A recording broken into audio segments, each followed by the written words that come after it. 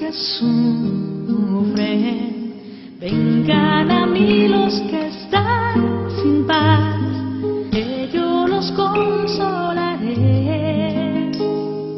que yo los aliviaré con mi amor. El deseo de Dios está inscrito en el corazón del hombre, porque el hombre ha sido creado por Dios y para Dios. Y Dios no cesa de atraer al hombre hacia sí, y solo en Dios encontrará el corazón del hombre la verdad y la dicha que no cesa de buscar. Es por ese deseo que muchos hombres y mujeres descubren en algún momento de su vida el llamado de seguir a Jesús como verdaderos discípulos.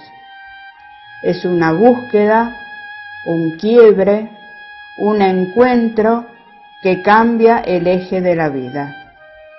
Muchos lo hemos experimentado y con valentía pusimos nuestra mira en un horizonte impensado, pero hermoso, con una felicidad y paz que no se compra ni se consigue en ningún lado, que no sea en el corazón de Jesús. Y así entregamos nuestras vidas al servicio del Señor. De las enseñanzas de Jesús que nos dejó en los Evangelios, Juan relata la conversación que Nicodemo tiene con el Maestro. Había entre los fariseos un hombre llamado Nicodemo, que era uno de los notables entre los judíos. Fue de noche a ver a Jesús y le dijo: Maestro, sabemos que tú has venido de parte de Dios para enseñar, porque nadie puede realizar los signos que tú haces si Dios no está con él. Jesús le respondió: Te aseguro que el que no renace de lo alto no puede ver el reino de Dios. Nicodemo le preguntó: ¿Cómo un hombre puede nacer cuando ya es viejo? ¿Acaso puede entrar por segunda vez en el seno de su madre y volver a nacer? Jesús le respondió: Te aseguro que el que no nace del agua y del Espíritu no puede entrar en el reino de Dios. Lo que nace de la carne es carne, lo que nace del Espíritu es Espíritu. No te extrañes de que te haya dicho: ustedes tienen que renacer de lo alto. El viento sopla donde quiere. Tú oyes su voz, pero no sabes de dónde viene ni a dónde va. Lo mismo sucede con todo el que ha nacido del Espíritu. ¿Cómo es posible todo esto?, volvió a preguntar Nicodemo. Jesús le respondió: Tú que eres maestro en Israel, ¿no sabes estas cosas? Y retomando estas palabras de Jesús para Nicodemo, esto de nacer de nuevo, y también esta pregunta que Nicodemo le hacía a Jesús: ¿cómo puede ser esto? ¿Cómo se traduce esto de nacer de nuevo? Cómo la palabra de Dios, Alejandra, se hace carne en la vida de las personas, se hace carne también en nuestra vida. Y la pregunta de Nicodemo: ¿cómo puede ser esto? Y la respuesta de Jesús, que le dice: ¿cómo? ¿Y vos, siendo maestro, me haces esta pregunta? Tal vez Jesús nos puede decir a nosotras: y bueno, ¿cómo ustedes me van a hacer esta pregunta? Ustedes que me conocen, ustedes que se dicen ser cristianos, cristianas, me van a hacer esta pregunta. Recordando un poco el texto del Evangelio de Nicodemo, también Jesús nos da la clave, no nos deja tan en el aire, ¿no? Este Jesús que dice, bueno, naciendo del agua y del Espíritu, ¿no? Y este Espíritu que es un soplo, ¿no? Que es como el viento que sopla donde quiere, y en esta imagen del viento y del soplo y que va moviendo, ¿no? Va suscitando a cosas nuevas justamente. y que uno puede ver además en tanta gente cotidianamente con la que uno se encuentra, ¿no? Este espíritu que creativamente nos va dejando y animando e incitando a nacer de nuevo. Fíjate que normalmente cuando uno tiene alguna cuestión adversa, un conflicto, un momento de crisis, te pasa a vos, nos pasa a todos, a nosotras, normalmente hay una actitud que es la cerrazón, ¿no?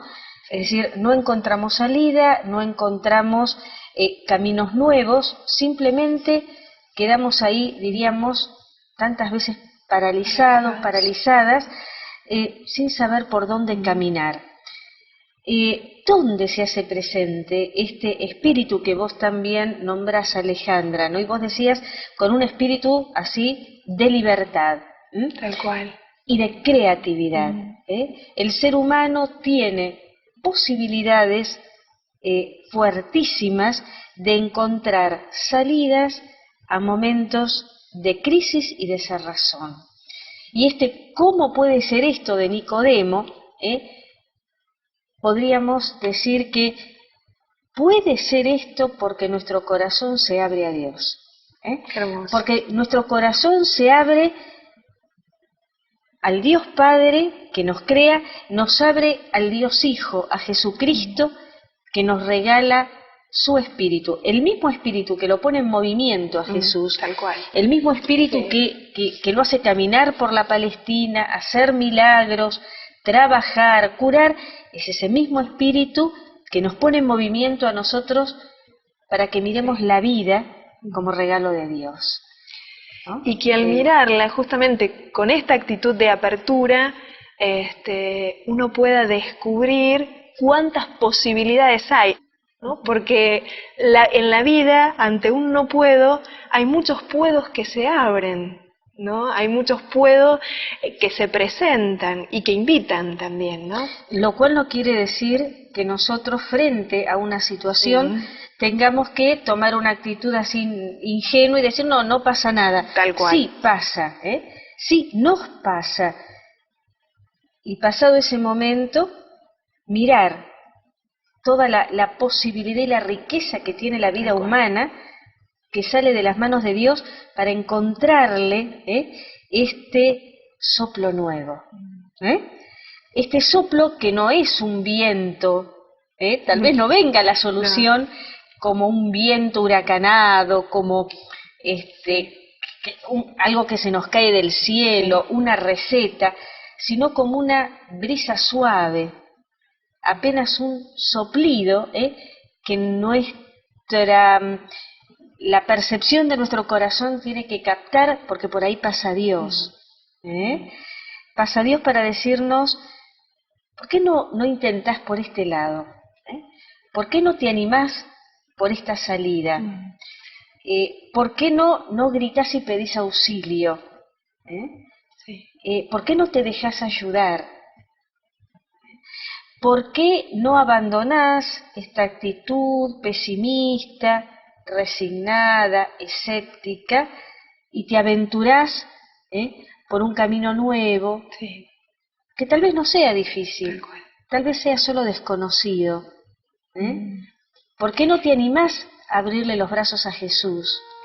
Tenemos dos valiosos testimonios de la hermana Alejandra, auxiliar parroquial, y de Lilia, compañera fraterna de mi comunidad, pequeña comunidad orante. Nos cuentan que sí se animaron a abrirle los brazos y el corazón a Jesús, entregando sus vidas con fecundo amor.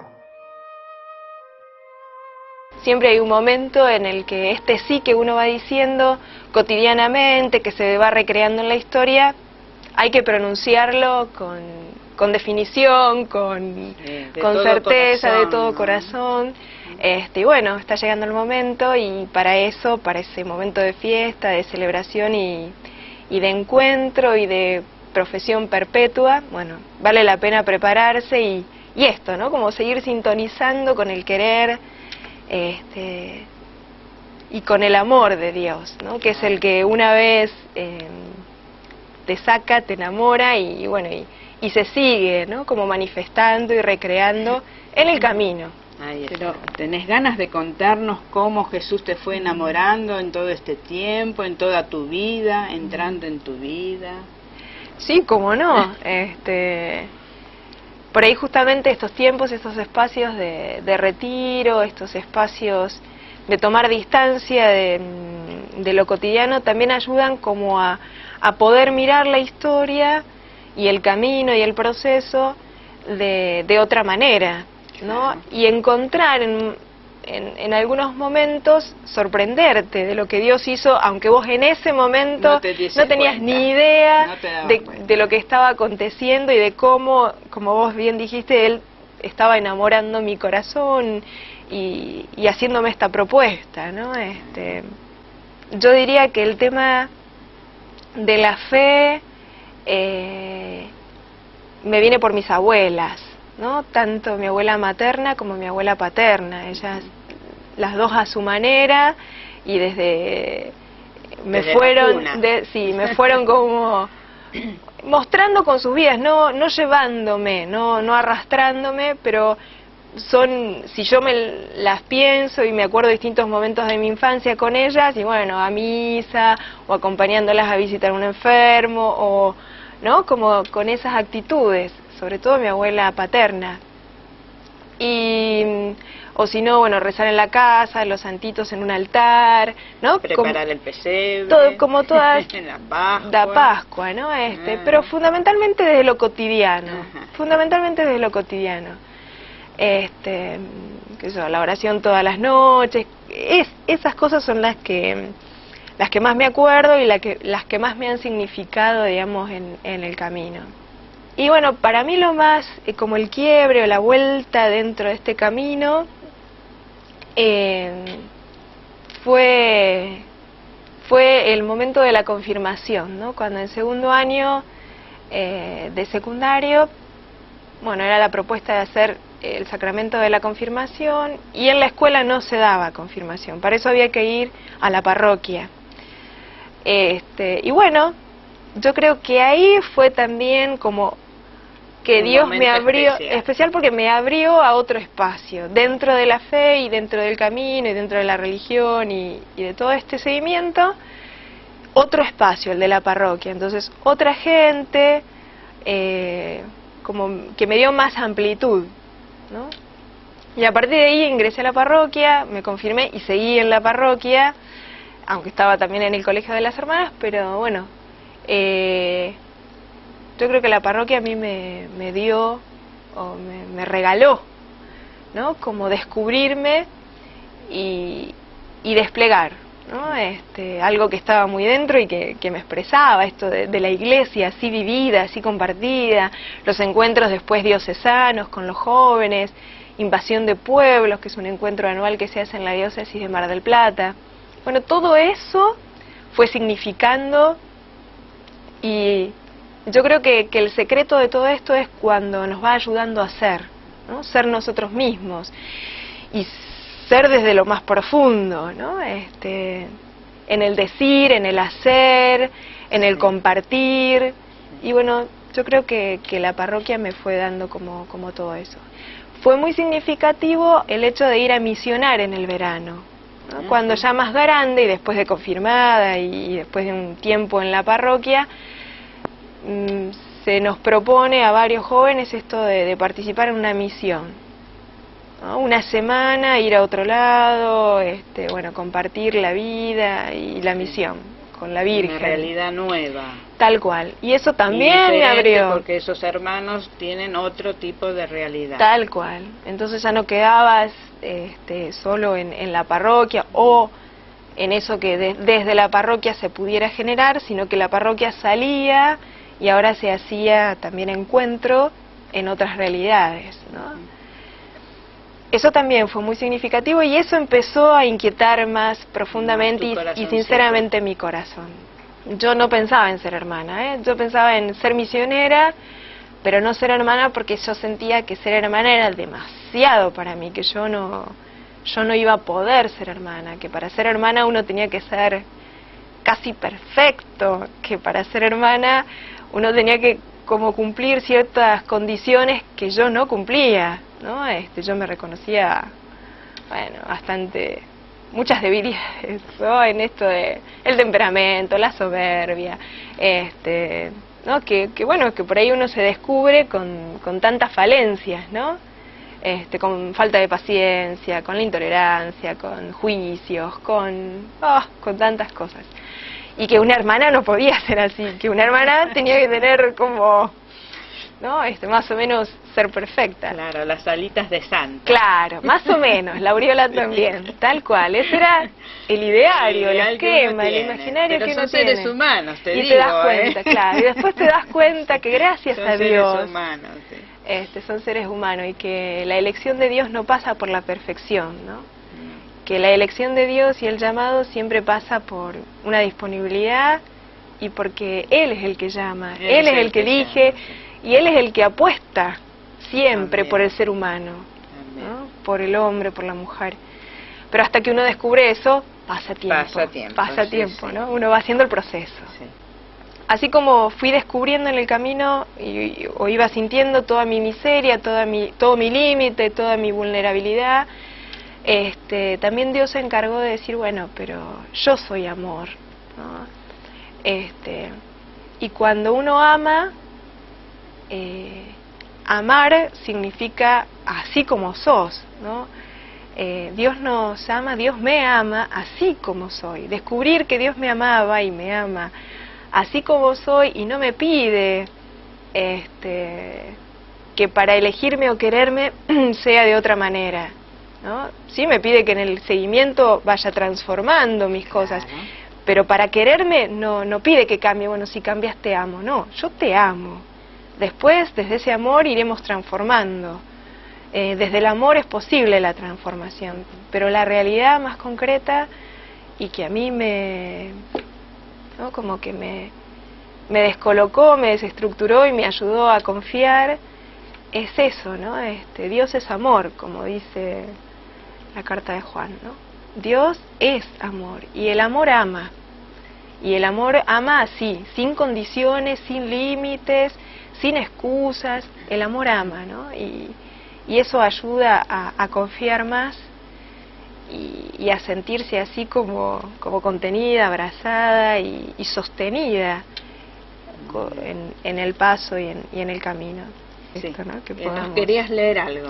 Sí, porque digo, en este camino de seguimiento y de búsquedas y de idas y venidas, que uno va como encontrando y dándose cuenta que es lo importante, ¿no? Y Benjamín González Vuelta, un sacerdote jesuita, lo expresa de esta manera que a mí me expresa y que me ayuda como a compartir lo que uno va sintiendo cuando mira y contempla el camino recorrido, ¿no? Lo importante no es que yo te busque, sino que tú me buscas en todos los caminos. Lo importante no es que yo te llame por tu nombre, sino que tú tienes el mío tatuado en la palma de tus manos. Lo importante no es que yo te grite cuando no tengo ni palabra, sino que tú gimes en mí con tu grito. Lo importante no es que yo tenga proyectos para ti, sino que tú, Señor, me invitas a caminar contigo hacia el futuro. Lo importante no es que yo te comprenda, sino que tú me comprendes a mí en mi último secreto. Lo importante, Señor, no es que yo hable de ti con sabiduría, sino que tú vives en mí y te expresas a tu manera. Lo importante no es que yo te guarde en mi caja de seguridad, sino que yo soy una esponja en el fondo de tu océano. Lo importante no es que yo te ame con todo mi corazón y todas mis fuerzas, sino que tú me amas con todo tu corazón y todas tus fuerzas. Lo importante no es que yo trate de animarme, de planificar, sino que tu fuego arde dentro de mis huesos. Porque, ¿cómo podría yo buscarte, llamarte, amarte, si tú no me buscas, me llamas y me amas primero? El silencio agradecido es mi última palabra y mi mejor manera de encontrarte. Hoy es una alegría, me encuentro acompañada por 3 de mis compañeras e integrantes de la pequeña comunidad orante. Ellas son Mónica, buenos días. Buenos días. Paola, Buenos días. ¿cómo estás? Muy bien. Y Lilia, mucho gusto. Hola, Un buen encanto. día. Lilia, que ya tiene sus votos perpetuos, es una consagración total y definitiva. ¿Vos nos podés contar qué se siente ser la esposa del Señor? Es un título muy grande, pero es un compromiso realmente serio. No porque implique una cosa así de temor, todo lo contrario. Uno se siente más libre que nunca porque justamente hizo los esponsales con él. Libre para todo. A veces un poco suspendida, como digo yo, un poco en el aire y otro poquito acá abajo, de alguna manera. ¿Por qué? Porque el deseo de pertenecerle es muy grande y colma todas las aspiraciones que una mujer grande como yo, media tonta también, pueda aspirar. Es lo más grande que me ha sucedido en la vida. Y se puede. No es fácil al principio entender cuál es verdaderamente la voluntad del Señor. Yo me acerqué a esta comunidad por llamado expreso del Padre Emilio Riamonde y de Josefina Villafañe, que es nuestra superiora desde siempre, y tuvimos una conversación así como de exploratoria con el Padre Emilio, y cuando me lo propuso para integrar aquella primera comunidad, le dije: mire, Padre, yo lo lamento, pero no soy la persona indicada. Me dijo: no, mirá, la cuestión es probar, la cuestión es mirar, porque intentalo, no lo dejes de lado.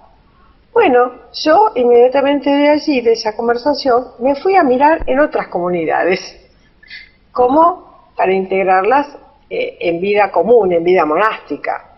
Y por una cuestión de edad, en muchas comunidades, obviamente, yo ya contaba con mis años, no me podían aceptar.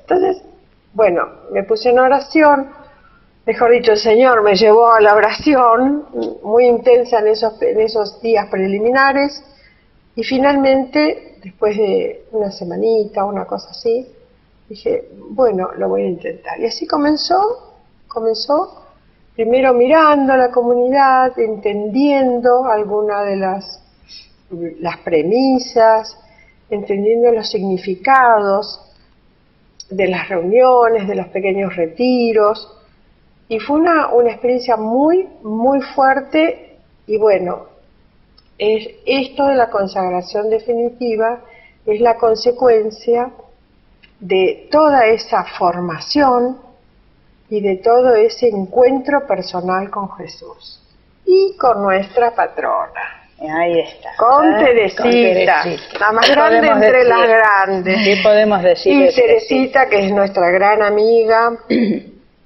que luchando con sus debilidades, como todos nosotros, con sus fracasos y con sus penas y con sus alegrías, porque ella siempre se consideró la peor de todas y la más chiquita, fue y es lo que es, la más grande, la más importante, la de la oración, la del amor, la del encuentro bien floreciente con la Iglesia, siendo monja contemplativa. Jamás salió de su convento, pero es la patrona de las misiones y es doctora de la Iglesia, y su fiesta se celebra el 1 de octubre. Voy a leer ahora un fragmento de su historia del alma, porque por orden de sus superioras, Teresita fue escribiendo en distintas etapas la historia de su vida espiritual, y de su vida en este mundo. Y dice Teresita: ser tu esposa, Jesús, ser carmelita, ser por mi unión contigo madre de las almas, debería bastarme, pero no es así. Ciertamente estos 3 privilegios son la esencia de mi vocación carmelita, esposa y madre. Sin embargo, siento en mi interior otras vocaciones. Siento vocación de guerrero, de sacerdote, de apóstol, de doctor y de mártir. Tengo la necesidad de realizar por ti, Jesús, las más heroicas hazañas. Como estos deseos la hacían sufrir un verdadero martirio en la oración, abrió las cartas de San Pablo con el fin de buscar una respuesta. Y en los capítulos 12 y 13 de la Primera de Corintios leyó que no todos pueden ser apóstoles, profetas o doctores, que la Iglesia está compuesta por diferentes miembros y que el ojo no puede ser al mismo tiempo mano.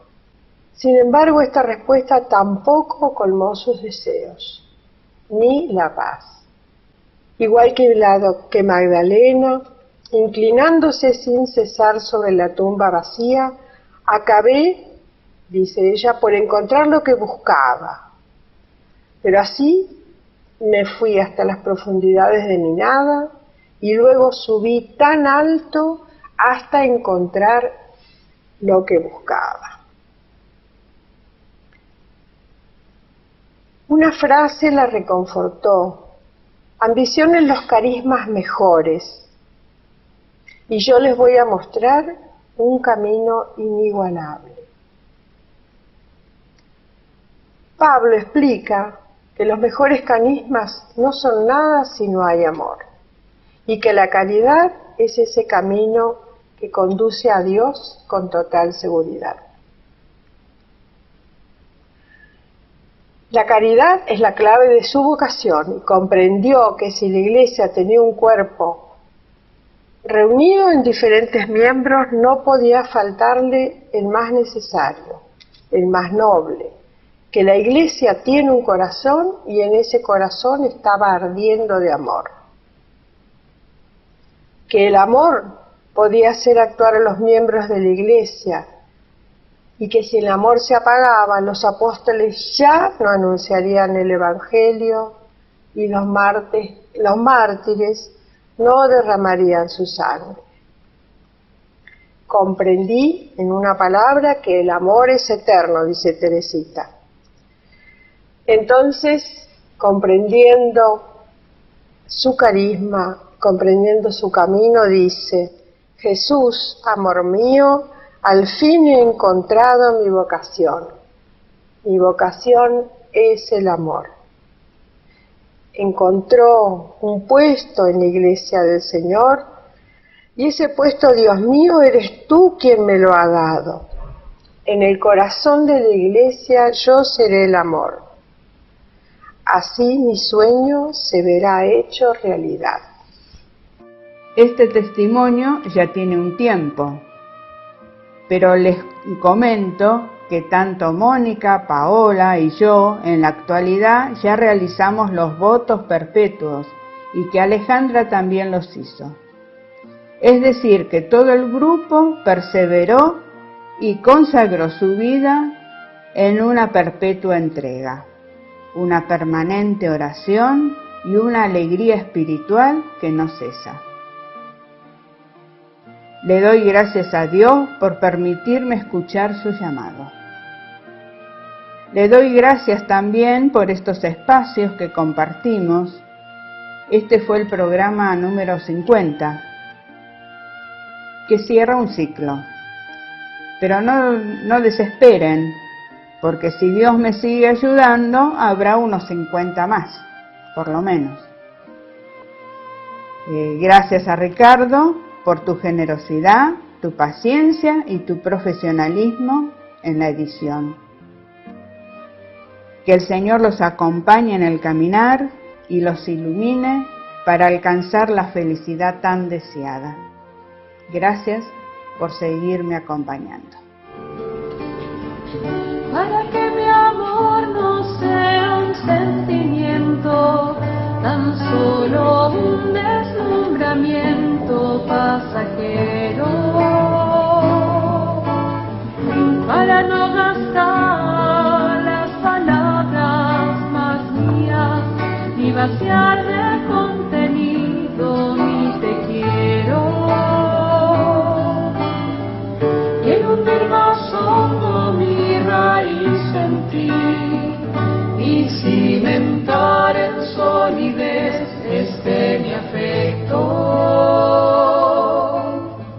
pues mi corazón, que es inquieto y es frágil, solo acierta si se abraza tu proyecto. Más allá de mis miedos, más allá de mi inseguridad, quiero darte mi respuesta. Aquí estoy para hacer tu voluntad, para que mi amor sea decirte sí hasta el final. Más allá de mis miedos, más allá de mi inseguridad, quiero darte mi respuesta. Aquí estoy para hacer tu voluntad, para que mi amor sea decirte sí hasta el final.